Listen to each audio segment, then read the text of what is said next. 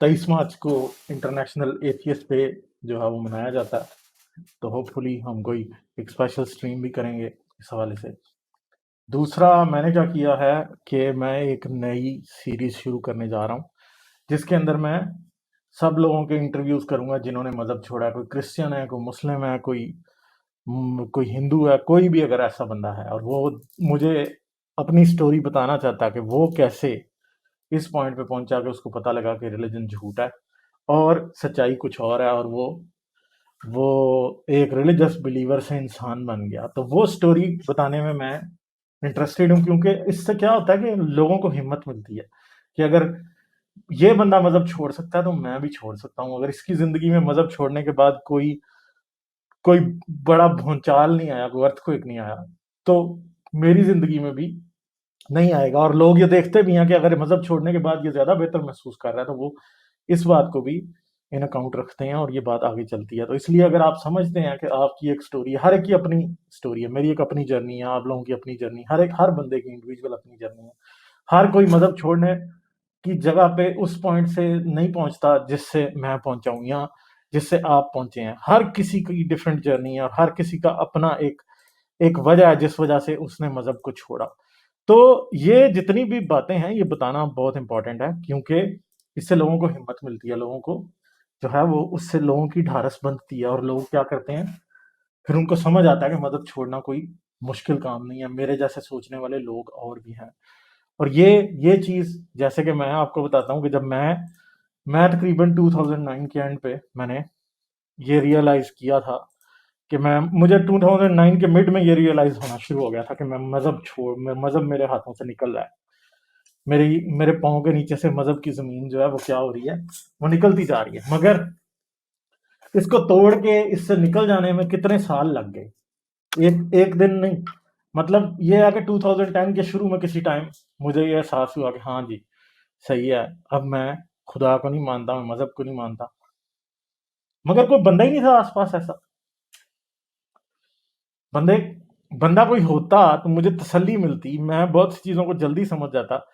तो एक अकेली जुस्तजू थी, एक पूरी कोशिश थी अकेले, जो कि चलती रही। और कब मुझे जाके समझ आई कि मैं जो मान रहा हूँ या जब मैं डिफरेंट सोच रहा हूँ इसमें कोई गुनाह नहीं है, ये कोई बहुत बड़ी बुराई नहीं है।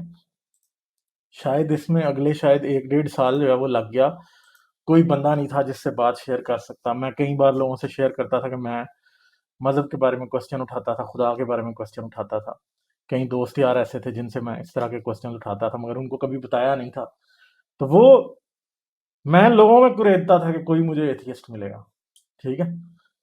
तो अब ज़ाहिर बात है आज से 10-11 साल पहले की बात है, और मैं भी बहुत सी चीज़ें, इंसान हर साल गुजरते के साथ चीज़ें सीखता है, और मैं भी मेजॉरिटी चीज़ें जो आज मैं समझ पाया हूँ वो मैं समझता ही नहीं था। मैं एक बच्चा था उस टाइम, मुझे पता ही नहीं था।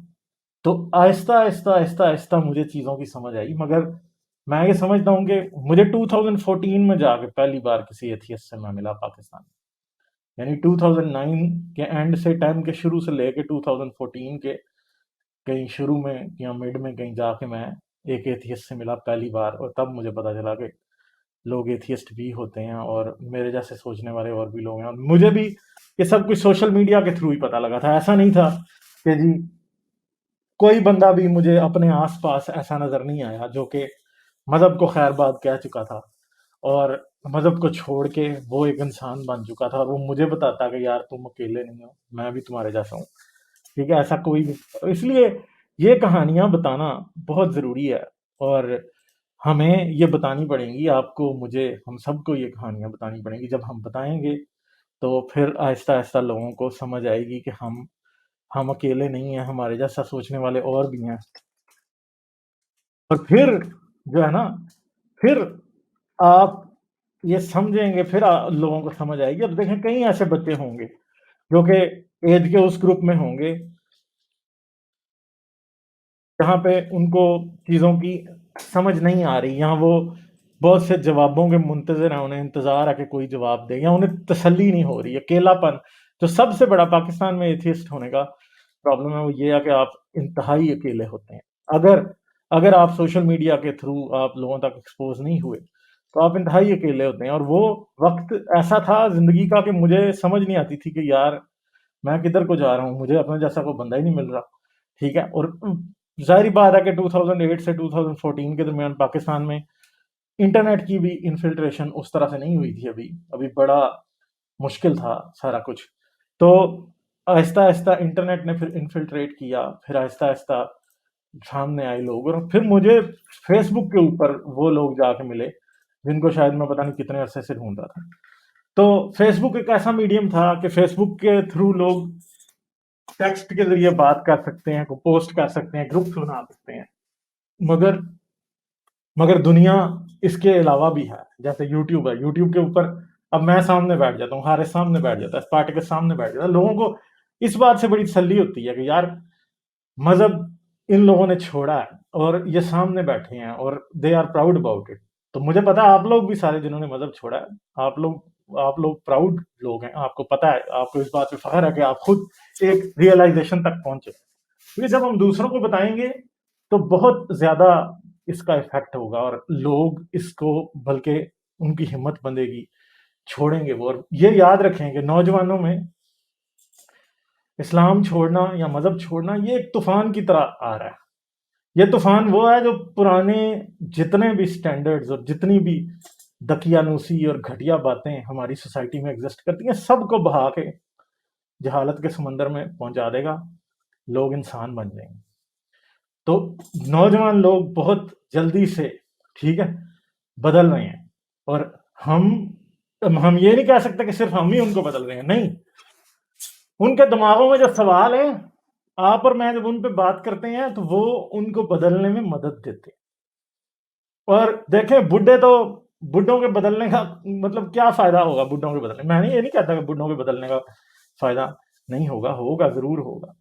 मगर नौजवानों ने आगे की दुनिया बनानी है, नौजवानों ने कल का पाकिस्तान बनाना है, नौजवानों ने कल का हिंदुस्तान बनाना है। इसलिए उनको उनको उनको इसलिए ज़्यादा ये चीज़ करने की, उनको समझाने की ज़रूरत है। और कई बार तो ऐसे भी होता है कि जो बूढ़े लोग हैं, उनको अगर आप ये समझें कि वो मज़हब छोड़ने की पॉइंट पे आते हैं, कहीं आते हैं, मगर ये है कि उनके लिए मुझे लगता है ज़्यादा दुखी होगा। मगर मुझे ये भी लगता है कि जो ऐज का आदमी होता है, वो ज़िंदगी की हकीकतों को समझ गया होता है।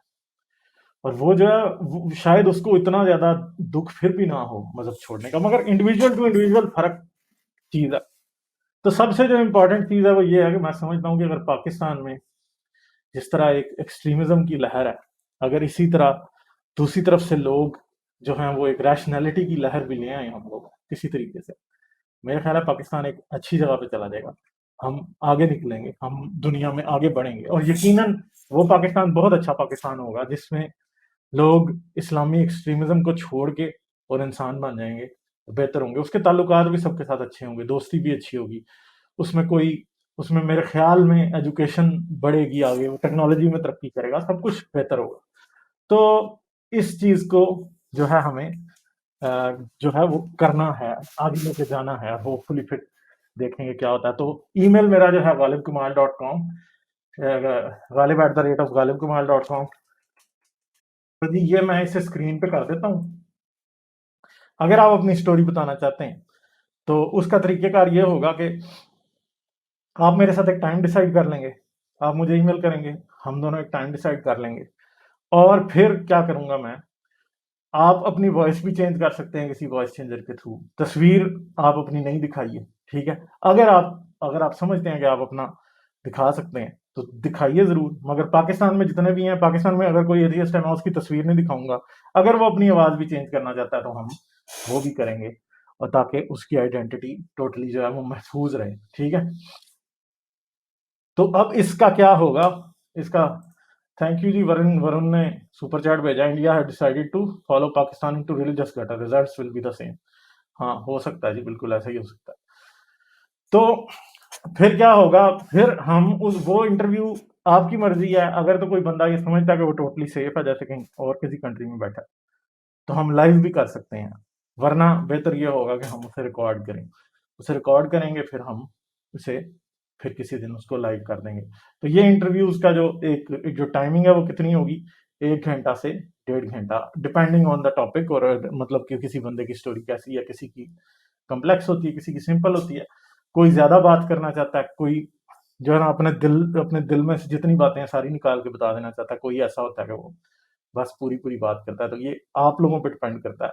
हम इसे रिकॉर्ड करेंगे और उसके बाद फिर हम इसको जब भी टाइम होगा पब्लिक करेंगे। कोशिश होगी कि हर वीक में 2 एक ऐसे इंटरव्यूज़ जो हैं वो पब्लिक किए जाएँ। तो ये बात है। ठीक है जी?